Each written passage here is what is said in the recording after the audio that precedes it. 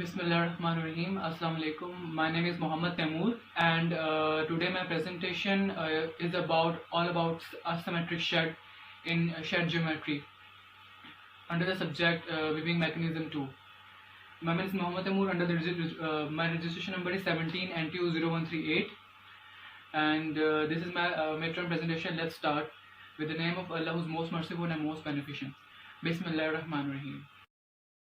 So here is a problem, which is a question obviously. In what conditions of in fabric manufacturing requirements we would require in introducing a symmetric shed geometry on a weaving machine? So here is furthermore, what are different possible types of asymmetric shed, and then we have and then we will move on to describe the different processes to set up various asymmetric shed settings on CAM and Adobe shedding settings. So let's start.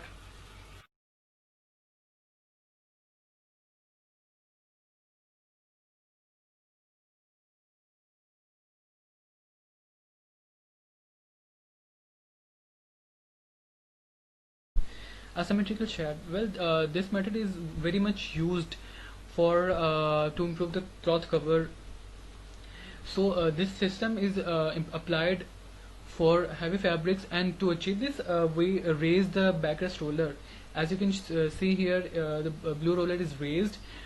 We change its position and give it its height to have the hypothetical line of minimum tension moves up. As you can see here, the top layer of it is of open shed position is reduced, while that the bottom line is increased. By this, the topmost differential create the top bottom layers and the bottom जो ये tension दरमियान में इनके आती है, उसकी वजह से क्या होता है, हमें एक asymmetric shed मिलता है. Next, move on to the next slide, and here you can see that in the shed geometry, if we talk about its shed geometry, both top and bottom sheds are not identical. दोनों एक जैसे नहीं होते हैं, जैसे कि आपने पिछले स्लाइड में देखा. एंड हियर इन द अगर ये वो दो तरह के होते हैं, asymmetrical in the vertical axis भी होता है और asymmetrical in the horizontal axis भी होता है. Well, with an increase in the backrest depth, backrest की डेप्थ में बढ़ाएंगे तो हमारी डेंसिटी भी इंक्रीज होगी, और अगर हम बैकरेस्ट की हाइट बढ़ाएंगे तो warp density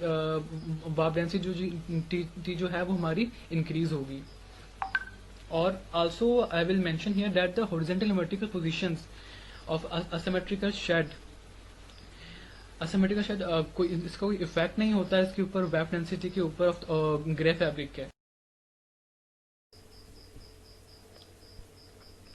well, slightly asymmetric shed, इसके इस शेड के अंदर क्या होता है कि जो हमारा क्लॉथ प्लेट होता है वो भी नॉर्मल पे ही होता है, और जो हमारा बैकरेस्ट रोलर होता है वो थोड़ा सा जो है नॉर्मल से ऊपर होता है एट जीरो पोजीशन. सो इसकी वजह से क्या होता है कि हमारे जो हमारा in this slightly asymmetric shade, जो हमारा बॉटम शेड होता है ना, वो उसमें टेंशन ज़्यादा होती है, और जो अपर शेड होता है वो थोड़ा स्लैग कर उसमें टेंशन होती है. इस वजह से क्या होता है, थोड़ी सी रॉकिंग इफेक्ट क्रिएट होता है, बम्पिंग क्रिएट होती है. And this is done for the light medium fabrics के लिए किया जाता है.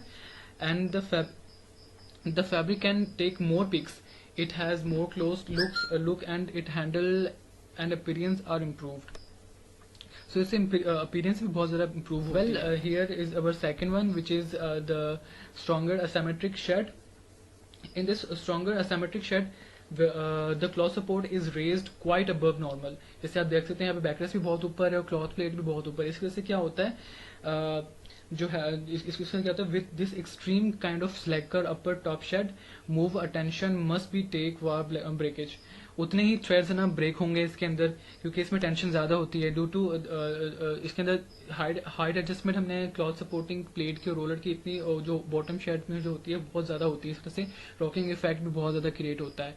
और बीटअप पे जो वेब थ्रेड्स होते हैं वो काफ़ी ज़्यादा पुश्ड होते हैं at very high weave densities, और जो हाई वेब डेंसिटीज वाले जो थ्रेड्स होते हैं वही हम स्ट्रॉन्गर asymmetric शेड के लिए हम यूज़ कर सकते हैं. Here is our third one and the last one, which is reverse asymmetric shed. In this, the cloth support plate is at normal position, while the backrest roller is below than the zero position. As you can see here, the backrest roller is काफ़ी नीचे है, लेकिन जो cloth plate है वो normal पर ही है. इस जो ये है ये ज़्यादातर यूज़ करते हैं हम लोग जैकार्ड फैब्रिक्स के लिए, सैटन वीव्स के लिए, और इसी वजह से ये डॉबीज पे यूज़ किया जाता है. With this kind of adjustment, the upper shed is tensioned and the bottom shed is relieved. इसमें क्या होता है, जो हमारा bottom shed होता है बहुत ज़्यादा relieved होता है. Since with one-sided fabric, the heavy lift is always woven at the top.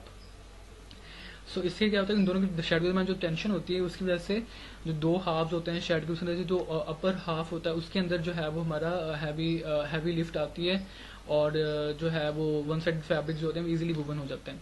More over Jaccard harness अंदर, और इसके अंदर जो जैकार्ड हार्नेस होती है और जो रबर होती है वो भी हमारी उनकी मोशन भी जो होती है वो काफ़ी बेहतर तरीके से हो जाती है.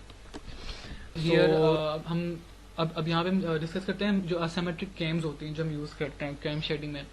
वेल जो it have camshaft low profile where the opening and the close ramps are not exactly the same. As you can see here, the symmetrical cams are have like this, both lobes are the similar, but in the asymmetrical there is a slightly curve over this rample of the asymmetric shed. And इसका reason ये होता है कि जो इससे हमने achieve करना होता है जो ओपनिंग रैम प्रोफाइल होती है उससे हमें हाई वेलोसिटी मिलती है from this side, okay. And from the जो क्लोज रैम प्रोफाइल होती है विच इज़ दिस वन, उससे क्या होती है हमें लो स्लो वेलोसिटी मिलती है. तो इससे हमें पिक जो वेरिएशन ऑफ पिक भी हम कर सकते हैं, डीपर पेनिट्रेशन होती है हमारी. वेल यहाँ पे आप सही तरह देख सकते हैं, ये देखें असिमेट्रिक कैम्स के अंदर जो होती है थोड़ा सा इसके अंदर इनके रैम के अंदर लोब्स के अंदर थोड़ी सी कर्व्स होती है. कैम शाफ्ट बी जो है वो उसका इंटेक एंड एग्जॉस्ट लोब जो है ना वो 260 डिग्रीज पे होता है, और जो कैम शाफ्ट ए है उसका जो है वो डुअल पैटर्न होता है और उसका सिंगल पैटर्न होता है. Using shedding tapers gives larger scope for varying the extent of shed asymmetry. These type of shedding tapers are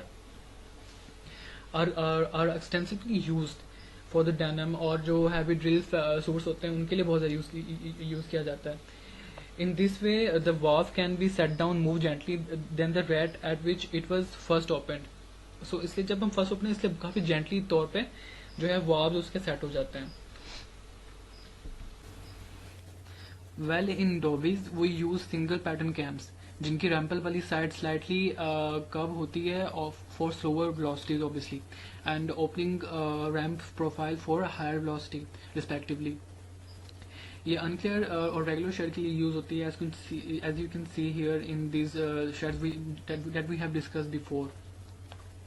With this we can achieve an asymmetrical shed by to achieve it we simply जो है हम backrest की जो position है वो change करते हैं, height change करते हैं. उससे क्या होता है जो टेंशन होती है वो इंक्रीज होती है, पिक और पिक जो है वो क्लोजली पैक्ड हमारी लगती है, जिससे कि यहाँ पे नीचे शो किया गया रीड है और ये पिक्स लग रही है हमारी बहुत क्लोजली पिक्ड होती है लगती है. ये मोस्टली जो है ना बेडफोर्ड और ऑक्सफोर्ड फैब्रिक्स के लिए यूज़ किया जाता है. यहाँ पे मैं बताता चलूँ जो last thing that the quite important thing is the deeper penetration of pick single pattern cams are used for covering two picks. और इससे क्या होता है कि जो हमारी पिक पेनिट्रेशन स्पीड है वो इंक्रीज होती है शेड में. So that's all. So much for your time. I hope you like my presentation. I hope you are safe and indoors. Thank you so much.